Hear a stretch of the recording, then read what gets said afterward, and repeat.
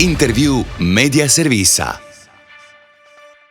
13th of February is World Radio Day. Secretary General of the Association of European Radios and Director of External Affairs of Radio Centra in UK, Payton, came to Zagreb to participate in the third Croatian Radio Forum Conference. And he's also our guest in Intervju of the Week Media Service. Good afternoon, dear listeners and viewers. I'm Andrea Barać. Good afternoon, Mr. Payton, and thank you for coming. Good afternoon. Thank you for inviting me. First of all, let me congratulate you the World Radio Day. Yeah. And you decided to spend it in a Croatian Radio Forum Conference in Zagreb. Croatian Radio Forum as latest joint member, and now Association of European Radios has 17 members. Is it That's correct? right. We're very proud to have the Croatian Radio Forum join with AR and become our 17th member today. And it's great to announce it on World Radio Day. Mm-hmm. And the main topic of this third conference is commercial radio in contemporary Europe. Can you tell us what is the current position of the radio in media industry in EU?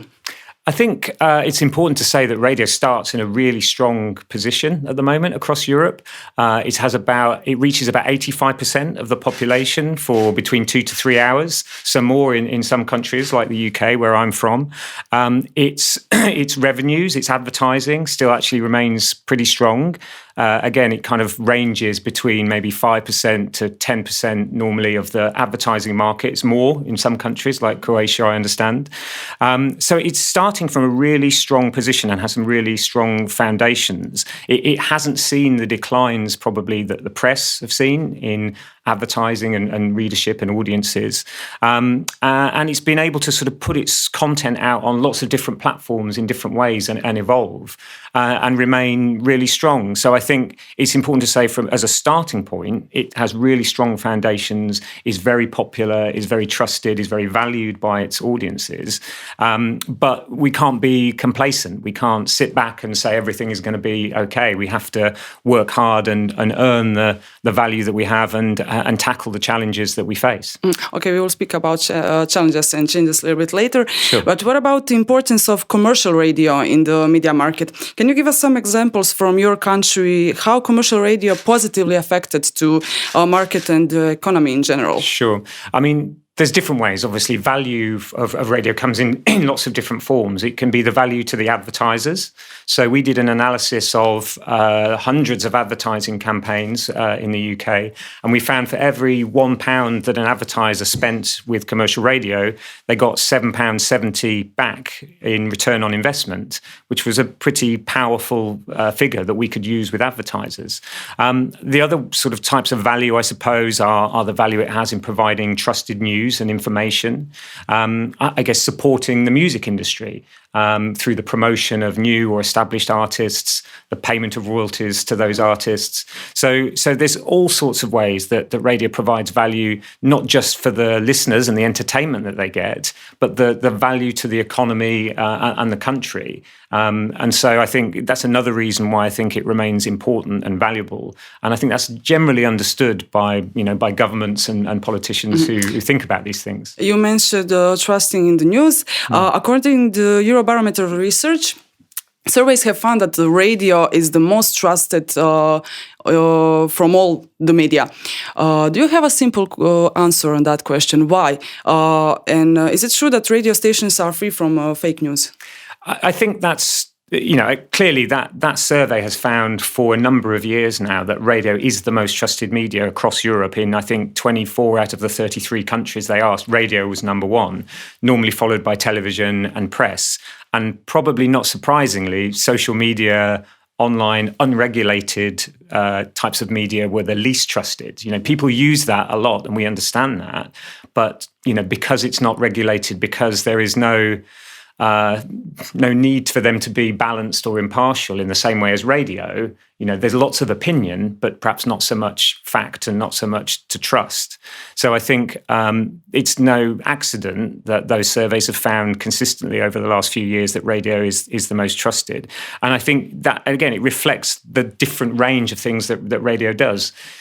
Some stations, like news stations, will provide in-depth analysis and debate and discussion and balance And they're normally regulated to provide that balance and not just be about one view or another view. Yeah, that's not the case in social media. Exactly right. So I think it's that contrast that you see with radio in particular, and even on music stations, that are providing short bulletins on the hour, giving you the headlines. It shouldn't be undervalued because it provides information, at key times, at breakfast time, when you're driving in the car.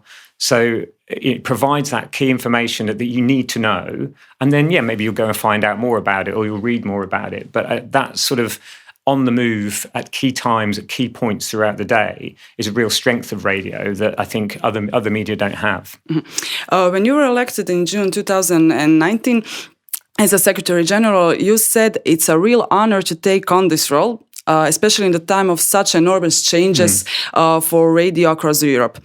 What are the biggest changes and biggest challenges? Can you give us also some examples in your country? Sure.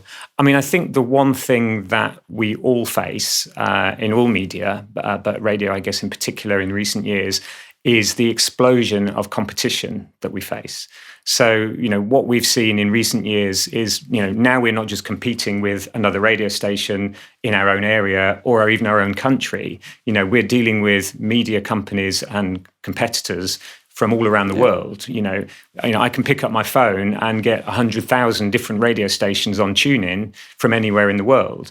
There's millions of podcast episodes that I have access to.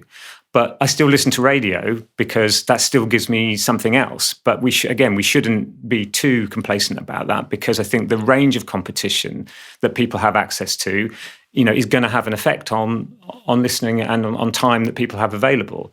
So I think what we, as an industry, have been trying to do is evolve what we can offer.